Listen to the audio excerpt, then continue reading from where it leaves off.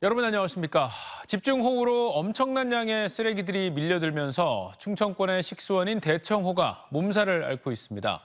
대청호는 쓰레기와 폐기물들로 곳곳이 거대한 섬처럼 변해버렸고 논산 탑정호는 밀려든 쓰레기 때문에 음악 분수도 멈춰섰습니다. 쓰레기로 인한 녹조 발생도 우려돼 식수원 관리에도 비상이 걸렸습니다. 전유진 기자의 보도입니다. 커다란 냉동 창고가 모습을 반쯤 드러낸 채 물 위에 떠 있습니다. 나들이객들이 두고 간 아이스박스도 떠내려왔습니다. 충청권 400만 가구의 식수를 책임지는 대청호 곳곳이 장맛비에 떠내려온 쓰레기들로 거대한 섬처럼 변했습니다. 대청호에는 지난 2020년 이후로 가장 많은 양의 쓰레기들이 떠밀려온 것으로 추정되고 있는데 보시다시피 페트병과 스티로폼 등 생활 쓰레기가 한가득입니다. 쓰레기 양은 25m 규격 수영장 36곳을 가득 채우고도 남을 18,000세제곱미터로 모두 치우는데 10억 가까이 필요합니다. 선박들을 동원해 수거 작업에 나서 현재 10% 정도 치웠지만 양이 너무 많아 원상복구까지 최소 한 달은 더 걸릴 전망입니다. 논산 탑정호도 사정은 마찬가지입니다. 이미 800톤을 건져냈지만 수문 주변을 중심으로 쓰레기 더미가 여전히 산처럼 쌓여 있습니다. 몰려든 쓰레기들로 탑정호의 명물인 음악분수 가동까지 멈추면서 관광객들의 발길도 끊어졌습니다. 냄새는 나지 아예 저수지로 사람이 두르지를 않아요. 아주 노는 날이나 마찬가지라니까. 그 정도로 장사가 너무너무 안 돼.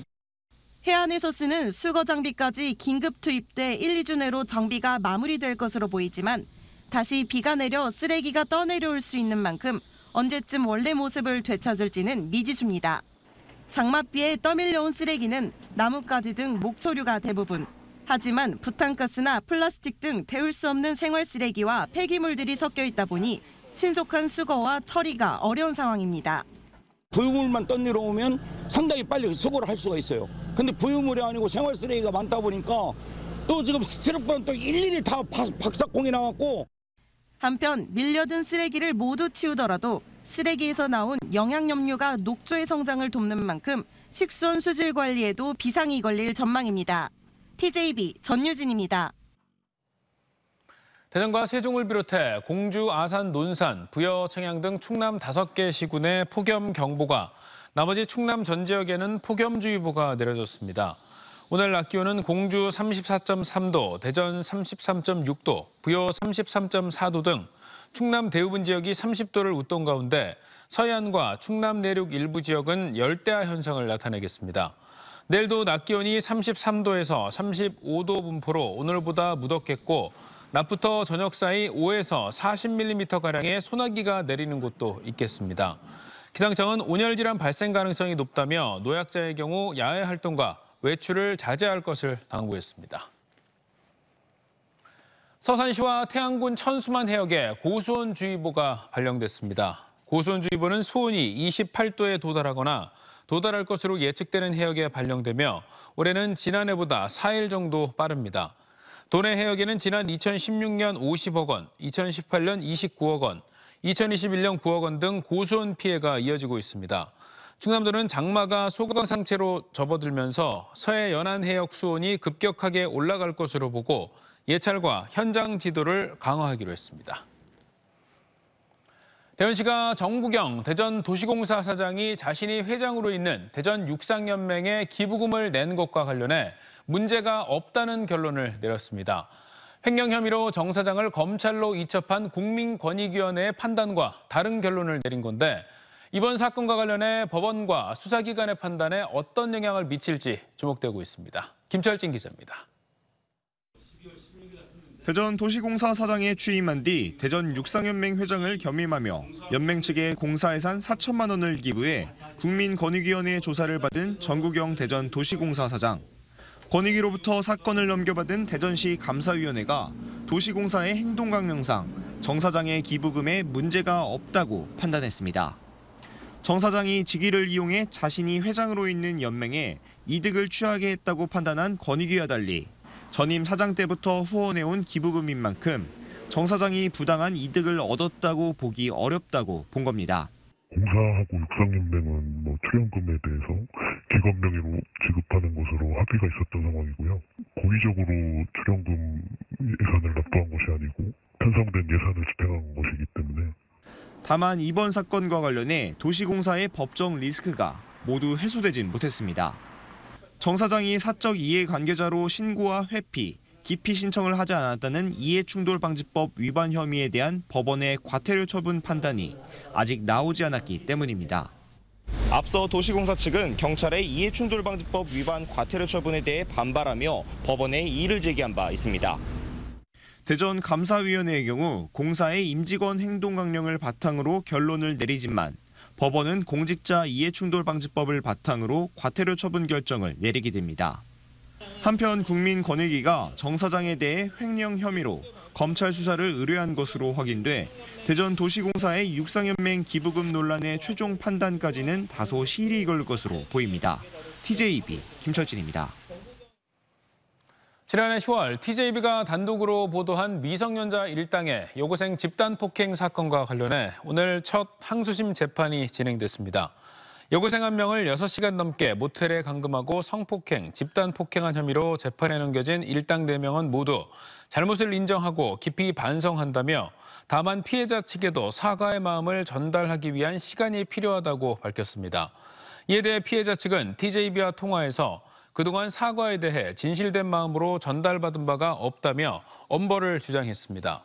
앞서 이들 일당 4명은 지난 5월 1심에서 죄질이 무겁다며 최대 징역 8년에서 3년 6개월을 각각 선고받았습니다. 천안에서 불법 홀덤펍을 운영하던 조직폭력배 등 일당이 검찰로 넘겨졌습니다. 충남경찰청 형사기동대는 관광진흥법 위반과 도박장 개설 등의 혐의로 조직폭력배 40대 A씨와 운영진 30대 B씨 등 3명을 구속 송치하고 5억 원 상당의 수익금을 기소 전 몰수 신청했습니다. 딜러와 직원, 도박 참여자 92명은 불구속 송치됐습니다. 이들은 지난해 4월부터 1년여간 천안시 두정동의 한 상가에서 홀덤펍을 운영하며 게임칩을 현금으로 바꿔주고 10에서 15%의 수수료를 받아 챙기는 수법으로 불법 도박장을 운영한 혐의를 받고 있습니다.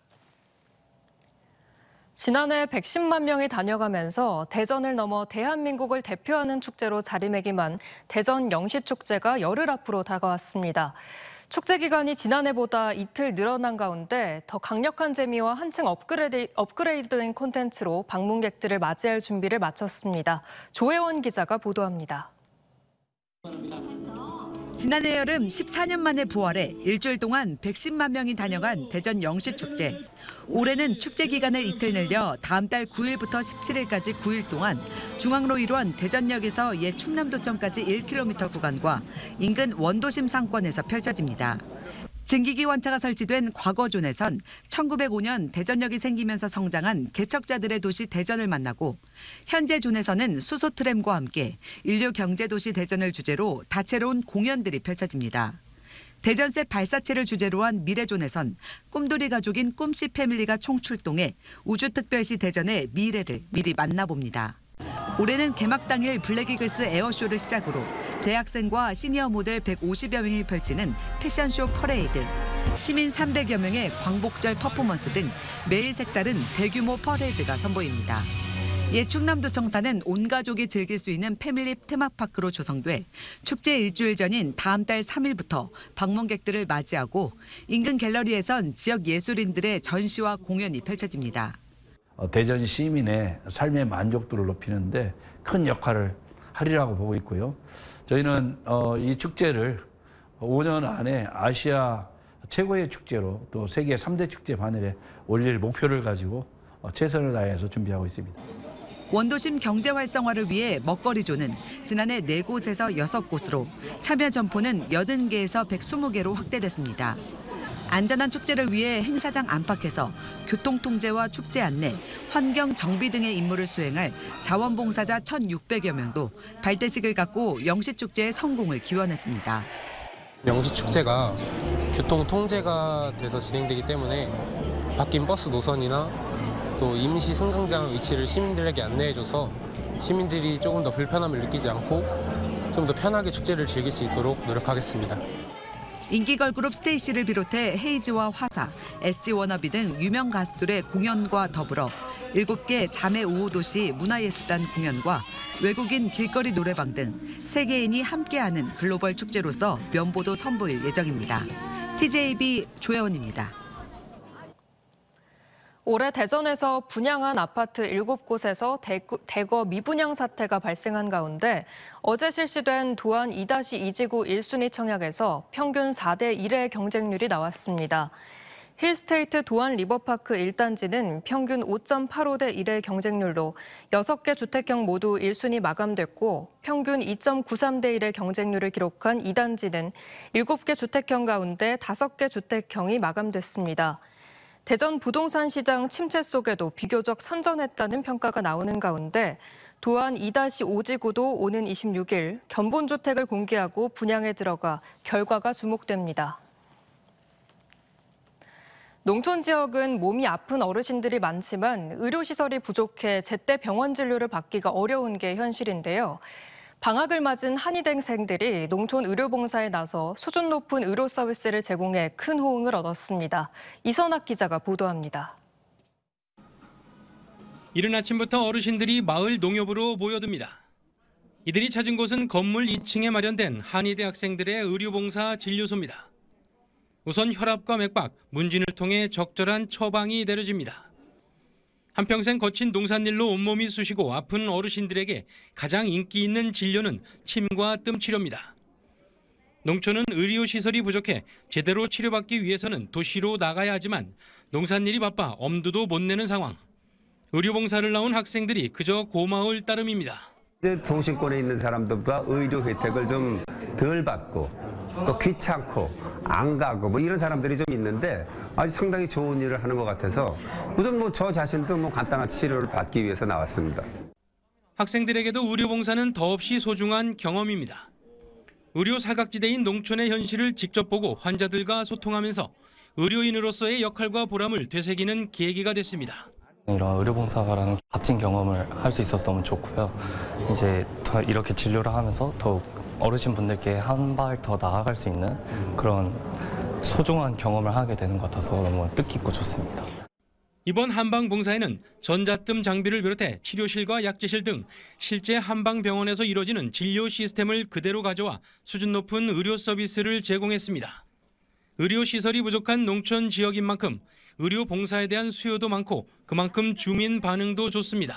의료가 취약하긴 해요. 엄청 취약해서. 그래도 시골에 우리가 또 어르신들이 고령화가 되다 보니까 안 아픈 데가 없어요. 그래서 이거를 한다고 홍보를 했는데 너무들 좋아하시고 이런 걸 계속적으로 좀 했으면 좋겠다. 대학생 의료봉사단이 의료 사각지대에 거주하는 농촌 어르신들의 건강을 보살피는 지킴이로 거듭나고 있습니다. TJB 이선학입니다. 대전 전세 사기 피해자들이 국회에서 기자회견을 열고 새마을금고의 무분별한 대출이 전세 사기 범죄의 자금줄이 됐다며 금융사의 도의적 책임을 강조했습니다. 전세 사기 대책위와 더불어민주당 박정현 의원 등은 대전 지역 전세 사기 피해 주택 251채의 근저당 중 90% 이상이 새마을금고에서 대출됐다고 주장했습니다. 이어 지지부진한 전세사기 특별법 개정 진행을 지적하며 금융권의 피해 주택에 대한 이자 징수 중단을 촉구했습니다. 대전시가 지난달에 이어 2달 연속 전국 도시브랜드 평판 1위를 달성했습니다. 한국기업평판연구소가 이번 달 대한민국 광역자치단체 브랜드 평판 빅데이터를 분석한 결과 대전시의 브랜드 평판 지수는 1,161만 6,383을 기록하며 지난달보다 12.6% 올랐습니다. 대전시는 빵의 도시, 축제의 도시 등 지역 특화 브랜드 이미지를 활용한 적극적인 마케팅으로 사람들의 관심도를 높인 점을 연속 1위의 가장 큰 요인으로 꼽았습니다. 최민호 세종시장이 지난 15일부터 6박 8일간 진행된 미국 출장 결과를 소개하며 세종시의 한글 문화단지를 조성해 한국 문화를 알리겠다고 밝혔습니다. 최 시장은 LA 한국문화원 등과 한글과 한국어의 세계화를 위한 업무 협약을 맺고 한국어 마을 관계자들과 한국어 교육 관련 협력을 확대하기로 했다며 한글 문화단지 조성에 세종시가 앞장서겠다고 말했습니다. 오늘 새벽 1시쯤 보령시 대천항 인근에서 해루지를 나갔던 70대 남성 2명과 여성 1명이 밀물에 고립됐다 해경에 구조됐습니다. 이들은 모두 휴대전화를 갖고 있지 않아 신고할 수 없었는데 대천항에 정박 중이던 어선의 선주가 도와달라는 소리를 듣고 신고해 구조될 수 있었습니다.